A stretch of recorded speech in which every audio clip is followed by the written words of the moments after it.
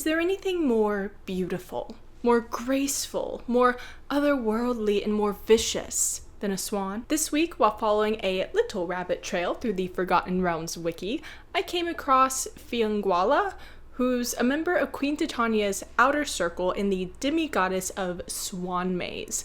And like the well-built ranger I am, I continued down my winding trail clicking on that Swan May hyperlink, because what is that? A swan may was a humanoid that could transform into a swan via an induced form of lycanthropy. D&D has many official forms of lycanthropy, most notably the classic werewolf, and most personally traumatizing from my time as a player, wererats. But be not limited, as we also have access to werebears, wereboars, wereravens, weretigers, werebats, and, let's be honest, were anything you want. Because why limit lycanthropy? If I want to be a vicious were house cat, then I will be, damn it. Swan Maze dropped off after the 3rd edition, and I personally think that's a shame. So let's talk more about their folkloric roots, of which there are many more than I can touch on in this video, their D&D history, and how to bring them back for your games, whether as an option for a player race or a good old-fashioned other creature. Swan May comes from the term swan maiden, which in folklore is one of many kinds of bird maiden. The most common version of the story tells of a man finding a beautiful woman, or many women, bathing in a pool. But these are no normal women. Beside the pool, cast aside by the bathers, are essentially skin suits. They're animal forms that they literally take off when they transform into human beings. They're essentially the same as selkies, another creature you may have heard of who, rather than a bird, takes the form of a seal. These stories go that the man falls in love with one of the women, and in order to secure her / coerce her into marriage, steals her animal form. She can't transform back, and she's not going to risk permanent separation from her other skin, so she agrees to stay with him. There are some stories where the Swan Maiden actually falls in love with the man, but more often than not, they bide their time until they can find their skin and fly away. In some stories, the Swan Maiden's children find her skin and hand it over to their mom and watch sadly as she takes her leave. I personally prefer the stories where, once she is able to transform again, her children gain the same ability, flying off with her. Because why live with a father who coerced their mother into marriage when they could also be magical creatures? Like I said, there are many versions of this story, and from across the world. They're literally found on every continent, except maybe Antarctica, but I only say that because I didn't see evidence of it making its way over there, but that doesn't mean it hasn't. So how has D&D translated the Swan Maiden in the past? In previous editions, Swan Maze weren't just a version of lycanthropy that could happen to anyone. They were intelligent rangers or druids that could take the form of swans, mostly for mobility purposes. Swan Mays were kind and secretive by nature, and they disliked noisy, ferocious, and evil beings.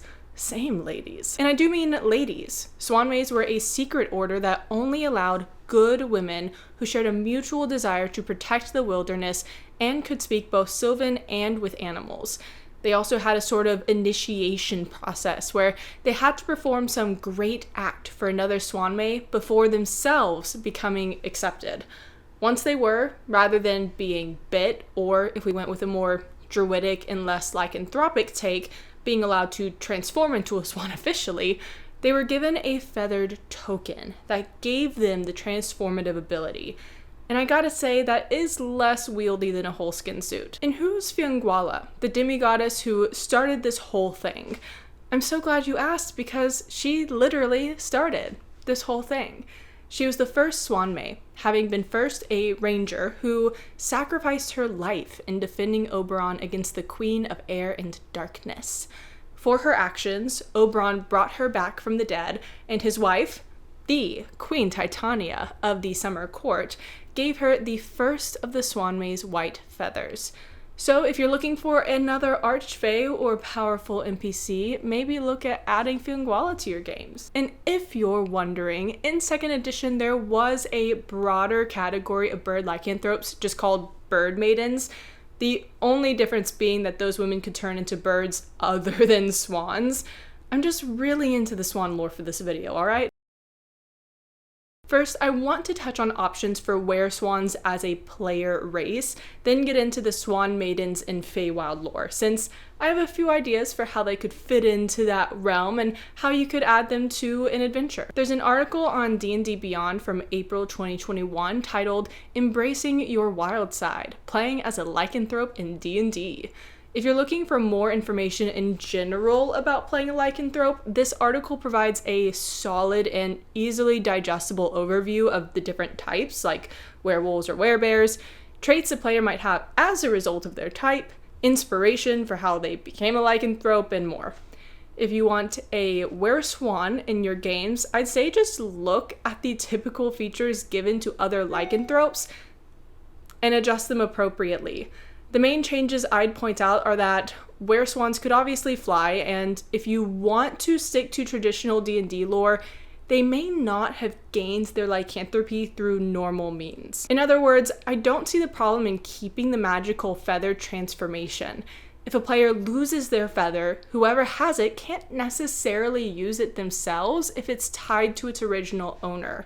If you are a player, maybe your main quest, your main goal for the campaign is to regain the feather you lost, playing another race in the meantime, although it would mean you couldn't be a wereswan. The feather could be your birthright, or maybe you earned it after rescuing another swan may, which brings me to where these swan mays or wereswans or whatever originates. As your friendly neighborhood Feywild fiend, I've gotta put these things in the Feywild.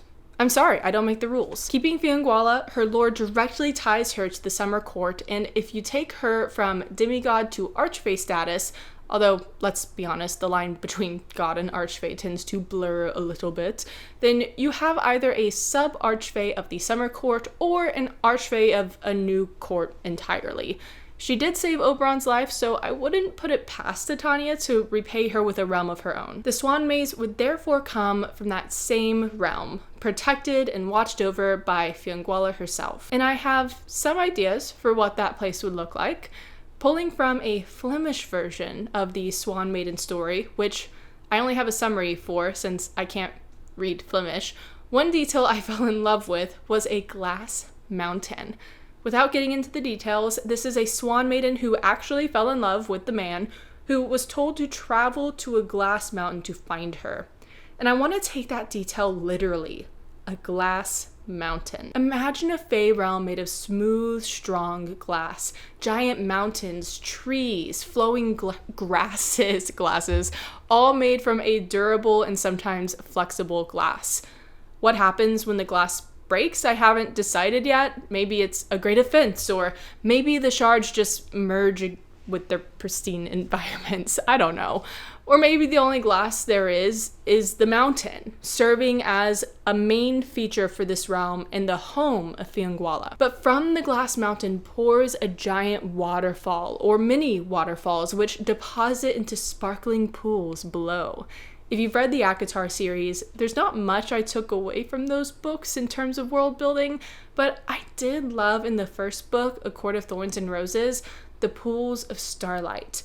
Imagine swimming in sparkling champagne, but without this stickiness that would inevitably come from a pool of wine. The Swan Maidens primarily live there, watching over their realm and occasionally traveling elsewhere should their services be needed. They've been called to help protect or restore a part of nature, whether in the Feywild or the material plane, or they go to support Titania and Oberon and whatever they've got going on at the moment. One of these journeys gone wrong could have led to the player character getting lost, or maybe losing their feather, finding that they're not welcome back until they can find it again, or fix whatever other problem. For my last idea, one that could take place on either the material plane or in the Feywild, I could see the adventurers coming across a swan may who had her feather stolen from the man she was forced to marry. This idea is, I think, the same as the one I talked about in the video where I did discuss Selkies, but I just like it so much. The Swan Maiden can help the party, maybe as a guide to the Feywild, a hired hand, or through valuable information, but she'll only do so if they can get her feather back from the man she married. He can't be threatened out of it, and he can't be killed, or she fears she'll never find it. To make things spicier, make him a wealthy man and turn this whole thing into a heist. And why not? Give him some feather-down pillows and a nice goose feather mattress. But thank you for watching this video. If you want more, like and subscribe to my channel and consider checking out my Patreon in the description below. Let me know your own ideas about the Swan Maze. Have a great whatever it is, and I will see you next time.